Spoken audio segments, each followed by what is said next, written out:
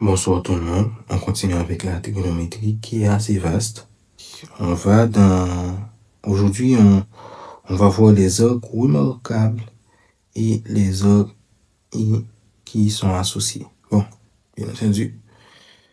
Et qui ça nous a remarqué là? On a remarqué que nous avons un cercle trigonométrique là. La première chose à voir, c'est le cercle trigonométrique. Le centre, c'est le point O. OK? Maintenant, remarquez bien, sur les contours, il y a par exemple 0. On part de 0, on va dans le sens anti-horaire. Donc, on a 0, pi sur 6, pi sur 4, pi sur 3, pi sur 2, et ainsi de suite. 2 pi sur 3, en réalité, c'est pi moins pi sur 3. OK?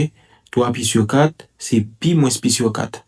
5 pi sur 6, c'est pi moins pi sur 6. Exactement la même chose qu'on avait fait la dernière fois. Et remarquez bien, ici, on a pi sur 6, pendant que là, on a moins pi sur 6 qui sont les angles opposés.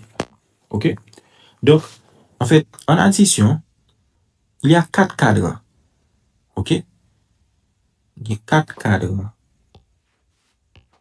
Non, cercle trigonométrique. Nous avons un cadran ça qui c'est le premier cadran. Nous avons un cadran ça qui c'est le deuxième cadran. Nous avons un cadran ça qui c'est le troisième cadran. Nous avons un cadran ça qui c'est le quatrième cadran. Donc, les cadrans se contrôlent dans le sens anti-horaire. OK? Donc là, c'est 1, 2, 3 et puis 4. OK? Maintenant, quelque chose d'intéressant. Nous remarquons que remarquable en réalité.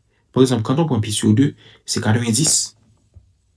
Quand on prend pi sur 3, c'est 60. Mais qui j'en fais pour nous joindre? Parce que pi sur 3 en réalité, c'est 180 sur 3 degrés. Parce que pi sur 3 en réalité, c'est pi sur 3 radian. On appelle ça radian. RD. RD égale radian. Donc, pi sur 3 radian est égal à 180 degrés divisé par 3 est égal à 60 degrés. Donc, la même chose, pi sur 2 radian est égal à 180 degrés à diviser par 2. Donc, est égal à 90 degrés. Et ainsi de suite. Donc, si par exemple, moi, tu voulais représenter un angle quelconque, comme si au bon angle, puis tu voulais représenter sous repère moyen avec un rapporteur, bien entendu, on ne va pas le faire avec le rapporteur, mais l'idée justement, c'est de regarder la transformation. Si par exemple, on a un angle alpha qui est égal à 2 pi sur 5 radians, mais pour transformer ça, pour pouvoir mettre sur le repère, on est bien obligé justement d'utiliser un rapporteur qu'on va mettre le centre du rapporteur dans le centre du point O. OK? Et puis la mesure du rapporteur, la mesure horizontale du rapporteur, la ligne horizontale qui est à la base du rapporteur, et puis sera confondue avec l'axe des cosinus. Et puis justement, on va lire l'angle. Mais pour lire l'angle, il faut justement l'angle en degrés. Donc, par exemple, alpha égale 2 pi sur 5. Et pour trouver alpha en degrés, qu'est-ce qu'on a qu'à faire? On a qu'à remplacer pi par 180. Donc, c'est 2 par 180 à diviser par 5. Donc, 2 par 180, ça nous donne 360 degrés. Degrés à diviser par 5. Donc, ici, alpha égale à 72 degrés. Et maintenant, après avoir fait ça, on pourra tracer ça sans problème. OK? Par exemple, autre chose, par exemple, alpha prime égale à 4 pi sur 3, mais c'est la même chose. On n'a qu'à faire 4 à multiplier par 180 degrés divisé par 3. Ou 4 à multiplier par 180, ça donne 720. 720 divisé par 3, ça nous donne 240. Donc, alpha prime est égal à 240 degrés. OK? Maintenant, à partir du rapporteur, depuis une mesure en degrés, nous sommes capables effectivement d'aller dans le rapporteur. Maintenant, on va dans le tableau justement des angles ou bien des arcs remarquables. On peut dire angle ou bien arc remarquable. OK, il n'y a pas de problème. Maintenant, on va rapidement dans le tableau. Eh bien, vous avez vu 3 fonctions, sinus, cosinus et tangente. OK. Donc, allons-y. Qu'est-ce qu'on peut remarquer? Sinus x. Le x, ici, on a les différentes valeurs de x. OK.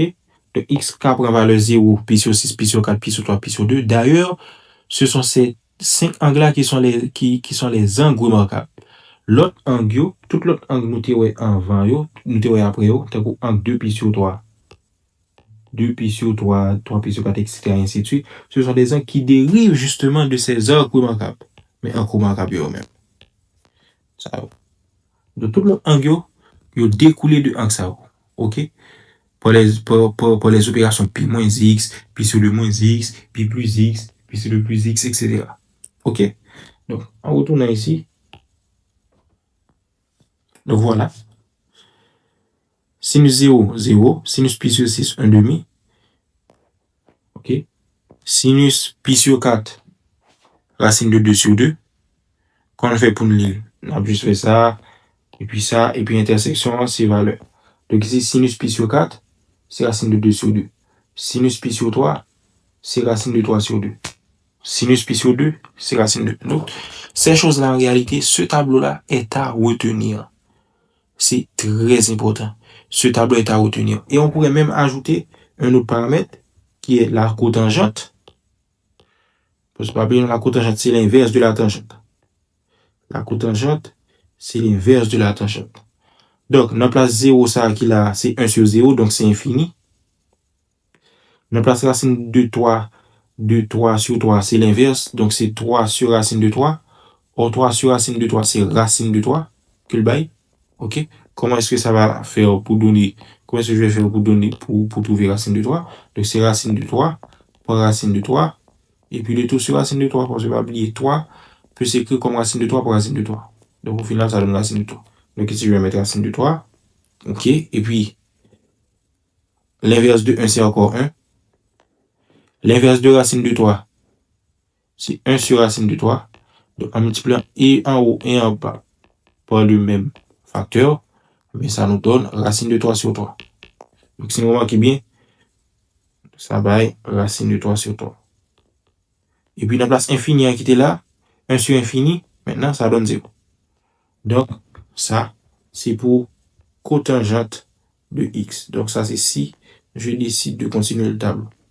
Et pour nous encadrer bien, avec différentes valeurs, regardez là, ça c'est la forme complète, OK, du cercle trigonométrique avec justement les angles remarquables et avec leurs angles associés.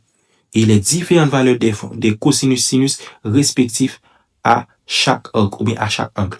On les appelle en réalité lignes trigonométriques dans le cercle. Ce sont des lignes trigonométriques. Là, par exemple, pour pi sur 6, nous faisons projection là, nous jouons une racine de 3 sur 2. Exactement, ça nous jouons dans le tableau. Racine de 3 sur 2, pi sur 6. OK? Et puis, l'un fait pour sinus, nous jouons 1 demi. Nous avons fait ça là pour chaque angle. Pour chaque angle. Et regardez le tableau et essayez de mémoriser le maximum. OK? Pour les cosinus, pour les sinus, pour les tangentes. Ça, c'est un atout très, très important. Merci.